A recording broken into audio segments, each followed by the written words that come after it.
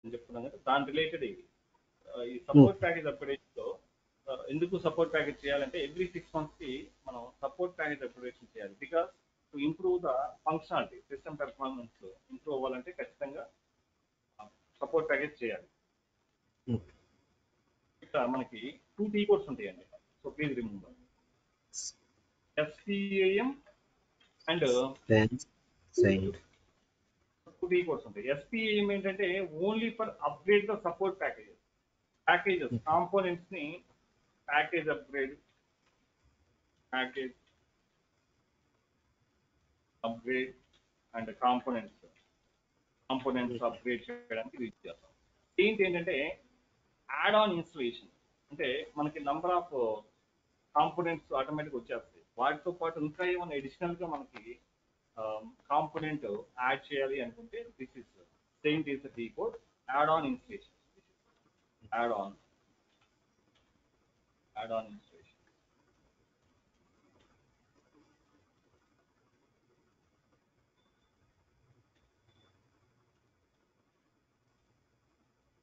Add on installation. So SPAM లో support package upgradation అంటే SPAM tool upgrade చేస్తాం, at the same time components upgrade చేస్తాం. SAINT లో add on add ons installation చేయాలి. Saint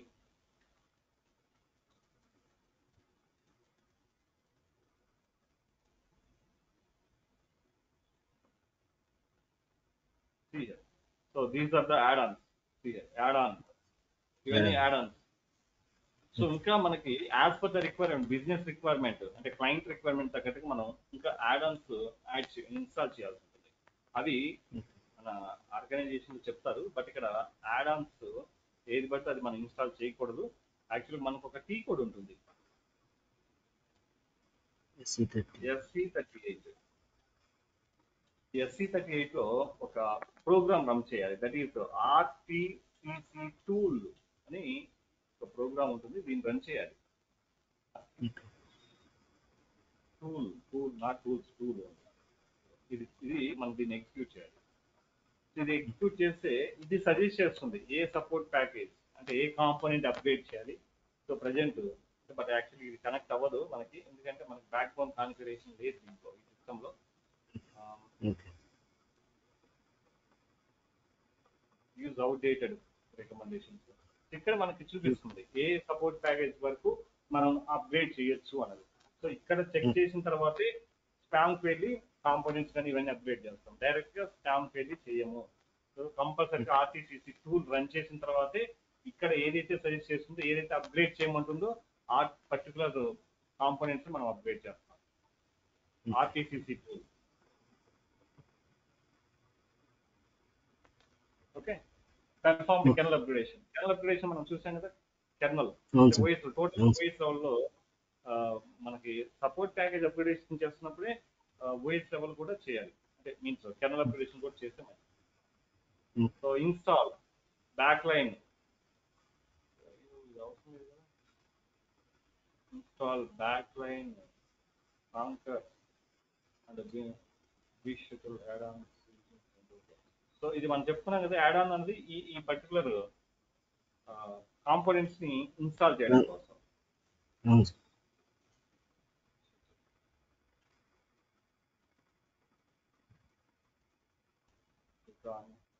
software download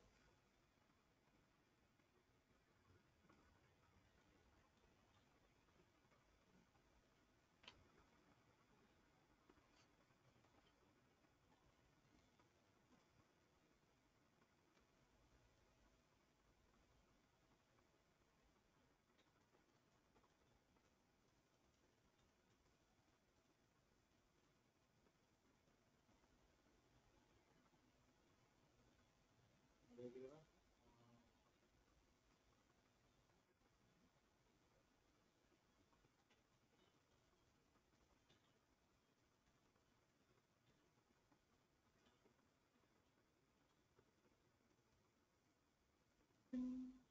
function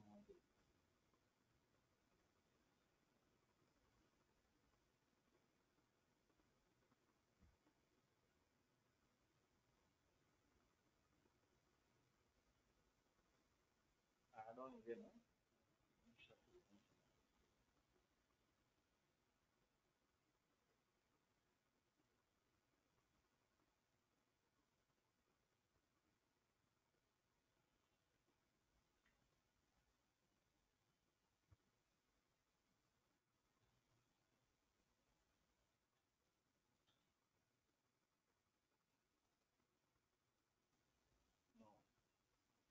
so మనకి correct గా idea ఉండాలి ఆ కాంపోనెంట్ ఏది మనం ఇన్స్టాల్ చేయాలో ఆ కాంపోనెంట్ ఓకే. ఐడియా ఉంటే IXDX something.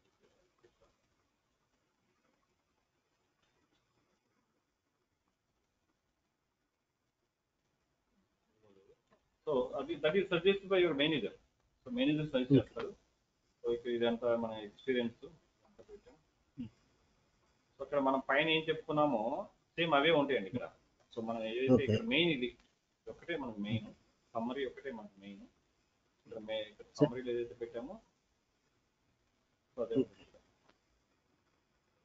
సార్ ఇప్పుడు మన అంటే ప్రాజెక్ట్స్ అంటే సపోర్ట్ ప్రాజెక్ట్స్ అని చెప్పమంటారా? మనం ఎన్ని పెట్టాము ప్రాజెక్ట్స్ అని? ఏం సార్? ఎన్ని ప్రాజెక్ట్స్ పెట్టాం మనం రెజ్యూమ్లో? 2 ప్రాజెక్ట్స్ 2 పెట్టాను సార్. 2 పెట్టారు కదా. ఒకటి ఉమ్. సపోర్ట్, ఒకటి ఇంప్లిమెంటేషన్ అని చెప్పండి. So support present implementation. Present support లోనే ఉన్నాం, సపోర్ట్ ప్రాజెక్ట్ చేస్తాం అని చెప్పాం. ప్రీవియస్గా ఇంప్లిమెంటేషన్ చేసాం, but present okay. Support project లోనే ఉన్నా అని చెప్పండి. సో సపోర్ట్ అంటే టికెట్స్ వస్తాయి అంతే, మనం ఎక్కడ ఇన్వాల్వ్ అవ్వం. ఫర్ సపోజ్ ఒక క్లయింట్ క్రియేట్ చేయాలంటే మన that is not our responsibility. ఒక యూజర్ని క్రియేట్ ఓకే. చేయాలన్నా, క్లయింట్ క్రియేట్ చేయాలన్నా, రోల్ క్రియేట్ చేయాలన్నా, బ్యాక్గ్రౌండ్ జాబ్స్ క్రియేట్ చేయాలన్నా, that is not our responsibility. Our responsibility ఏంటంటే వచ్చిన టికెట్స్ మనకి remedy tool, service now TT tool ఉంటుంది. సో అక్కడ నుంచి మనకి అసైన్ అవుతాయి. సో డైరెక్ట్గా ఏ యూజర్ నుంచి డైరెక్ట్గా అసైన్ అవ్వదు. మనకి మిడిల్లో యూజర్కి బేసిస్ కన్సల్టెంట్కి మిడిల్లో మనకి టికెట్స్ ఇచ్చి అక్కడి నుంచి మన టికెట్స్ వస్తుంటాయి. ఆ టికెట్స్ మనం సాల్వ్ చేయాలి. ఓకే. ఇవి ఈ ప్రాజెక్ట్లో రోల్స్ అండ్ రెస్పాన్సిబిలిటీస్ అయితే చెప్తాను సార్. ఈ ఇష్యూస్ అంటే పైన హెల్త్ చెక్స్ పైన ఇష్యూస్.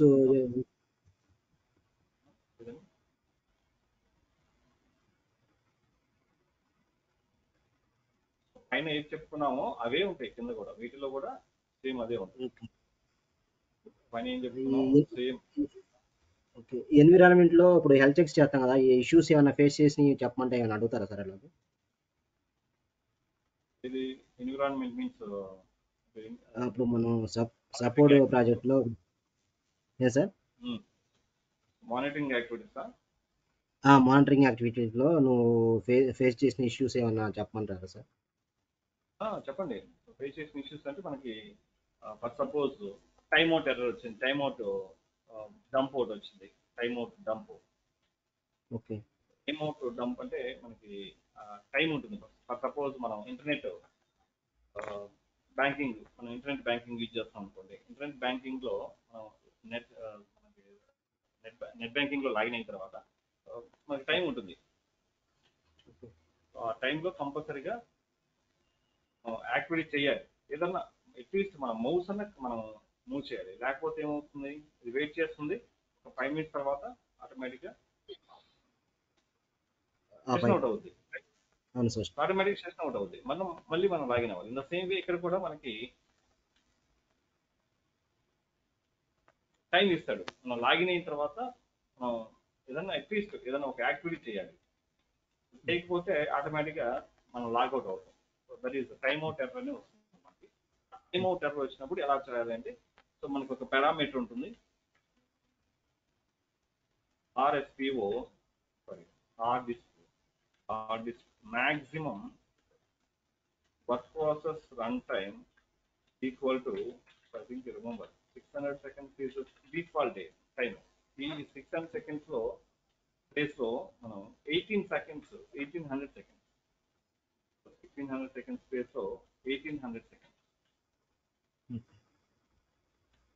మనం అప్డేట్ చేస్తాం. అప్పుడు ఏమవుతుంది, మనం మౌస్ మూవ్ చేయకపోయినా ½ an hour వరకు అలానే ఉంటుంది పేజ్. మనం ఏదైతే ఎస్ఐపి లాగిన్ అయ్యామో ఆ లాగిన్ పేజ్ అలానే ఉంటుంది. 1800 సెకండ్స్ తర్వాత అంటే హాఫ్ అన్ అవర్ తర్వాత మనం ఏమీ చేయకపోతే హాఫ్ అన్ అవర్లో, so then we got error time out. ఆ టైమ్ అవుట్ ఎర్రర్ని మనం ఇక్కడ ఈ 600 సెకండ్స్ ప్లేస్ 1800 సెకండ్ అప్లై చేస్తాం. ఎందుకంటే హాఫ్ అన్ అవర్లో మన అవసరం లేదు. హాఫ్ అన్ అవర్లో ఖచ్చితంగా మనం ఏదో ఒక యాక్టివిటీ చేస్తాం. సో మనకి టైం అవుట్ ఎర్రర్ రాదు 1800 సెకండ్స్ ఉంటే. సో అదే 600 సెకండ్స్ అనుకోండి 10 మినిట్స్ మేబీ మనం 10 మినిట్స్ ఏమి యాక్టివిటీ చేయకపోవచ్చు, బట్ హాఫ్ అన్ అవర్ వరకు ఖచ్చితంగా చేస్తాం. సో అటువంటి ఇష్యూస్ వచ్చినాయి, అవి నేను రిజాల్వ్ చేశాను చెప్పుకోవచ్చు.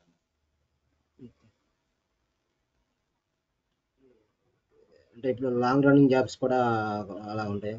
ఎన్నో ఒక 5 పాయింట్స్ చెప్పండి సార్. లాంగ్ రన్నింగ్ జాబ్స్ మనం చెక్ చేసుకోవాలి. లాంగ్ రన్నింగ్ జాబ్స్ మనం SM37లో మనం చెక్ చేసుకుంటాం. SM37లో చెక్ చేసుకొని అది ఏ స్టేటస్లో ఉంది చెక్ చేసుకోవాలి మనం ఫస్ట్.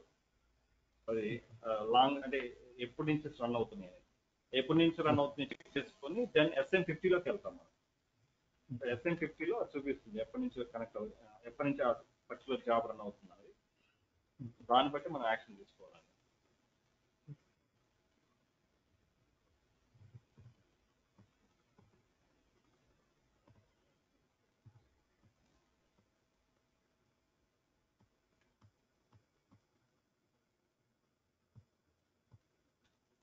లాంగ్ రన్నింగ్ జాబ్ SM37లో ఫస్ట్ మనం చెక్ చేసుకోవాలి ఏ particular background job long time నుంచి రన్ అవుతుంది అని. సో తీసుకొని పర్టికులర్ బ్యాక్గ్రౌండ్ జాబ్ మీద చెక్ చేసి చెక్ బాక్స్ చెక్ చేసి suppose I want to check this background job. ఇది తీసుకుందాం, రిలీజ్ అయింది కదా. I want to check this background job because this background job is running from long time. So check box check చేసి ఇక్కడ system logger ఉంటుంది, job logger ఉంటుంది, ఇక్కడ click చేయండి. జాబ్ లాగ్,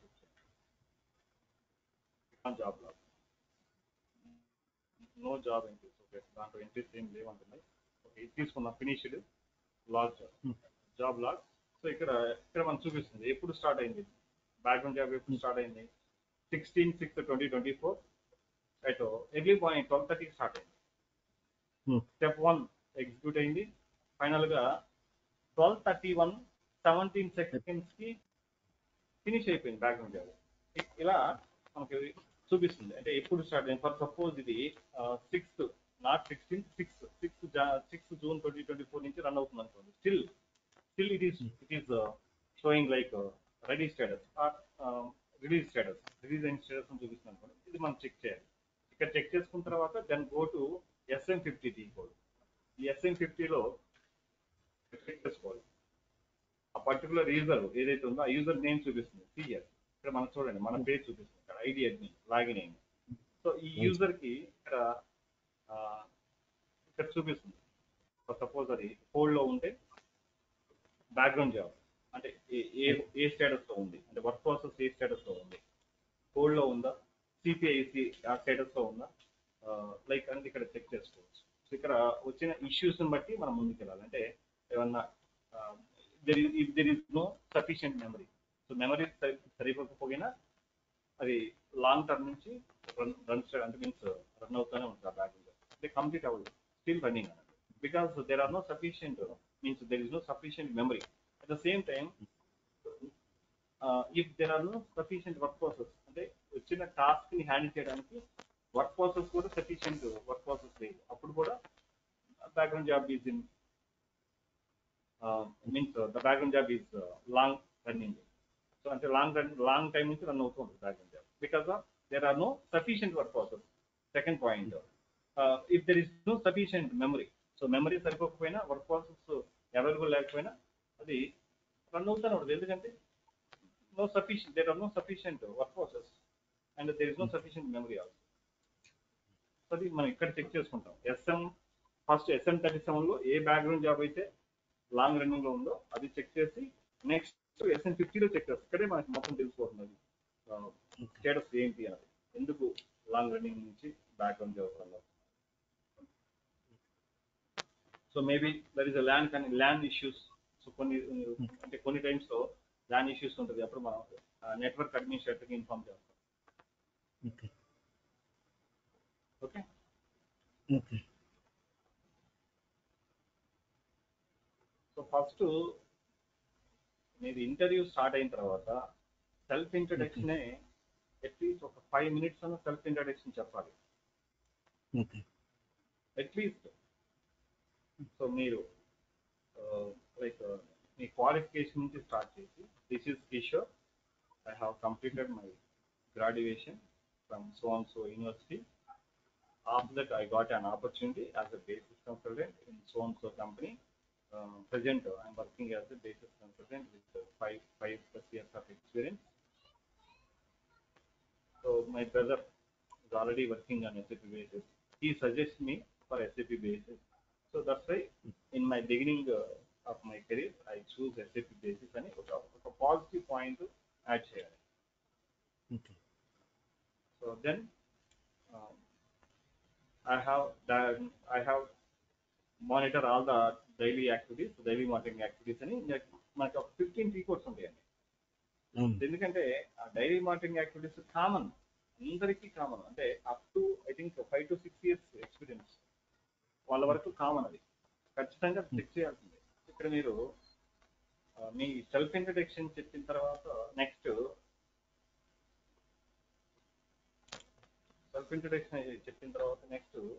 టీ కోర్స్ అని ఎక్స్ప్లెయిన్ చేయండి. టీ కోర్స్ అంటే T course మనం ఏదో అప్పు చెప్పడం కాదు. I have check work process and I have checked the application servers by using SM51. I can check the application servers by using SM66 global work process. I can check the global work process by using SM04. I can check the present login users. Ani T codes with description కూడా చెప్పండి. So అక్కడ మనకి ఇంకొక 5 minutes add అవుతుంది. దాని తర్వాత వాళ్ళు అడుగుతారు, సో క్లయింట్ అడ్మినిస్ట్రేషన్ లో ఏమేమి చేశారంటే అప్పుడు మీరు చెప్పండి. క్లయింట్ క్రియేట్ చేశాను, after that SAP star user activation చేశాను, దెన్ లోకల్ క్లయింట్ కాపీ చేశాను, రిమోట్ క్లయింట్ కాపీ చేశాను, ఇవన్నీ చెప్పండి.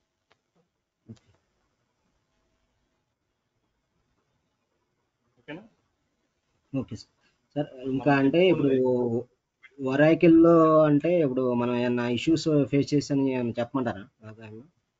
ఆర్కిల్ డేటాబేస్ వాళ్ళు మనం ఏంటంటే SAP administrator, not database administrator. ఒకవేళ అడిగారు అనుకోండి ఇష్యూస్ అంటే I have a separate database team, so they will check the issues అని చెప్పండి.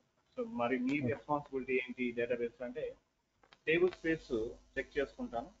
టేబుల్ స్పేస్ డివిజిట్లో డేటాబేస్ సైజ్ టేబుల్ స్పేస్ కూడా ఉంటాయి. టేబుల్ స్పేస్ సైజ్ చెక్ చేసుకొని if any of the table space is more than 90%, I can add the data file. Then if I add the data file, automatically the size is decreased. Table space మనం extend చేస్తామని చెప్పారు ఒక మాటలో. So I can extend the table space. If any of the table space is more than 90%, then I will extend the table space size. అది database. Next, by using BR2, so I can take the backup and I can restore the system by using recovery. Okay. So this is enough. So మనం చెప్పుకుంది నాకు తెలిసి ఇంతకంటే ఎక్కువ ఉండదు. This is enough. Okay sir. ఓకేనా? Best of luck. ఖచ్చితంగా ఇది మీద అయిపోతుంది. ఇప్పుడు ఏం చెప్తున్నానో అదే గుర్తుపెట్టుకోండి. మీకు ఈ సెషన్ కూడా నేను పంపిస్తాను, రికార్డ్ చేస్తాను, ఇది కూడా పంపిస్తాను. ఓకే సార్, పంపించండి సార్. సార్ ఇది కాల్ అయిపోయిన ఒక కాల్ చేస్తాను సార్ మీకు 2 minutes. Sure. Okay sir, thank you sir. Okay. ఆ రెజ్యూమ్ కూడా ఫార్వర్డ్ చేయండి.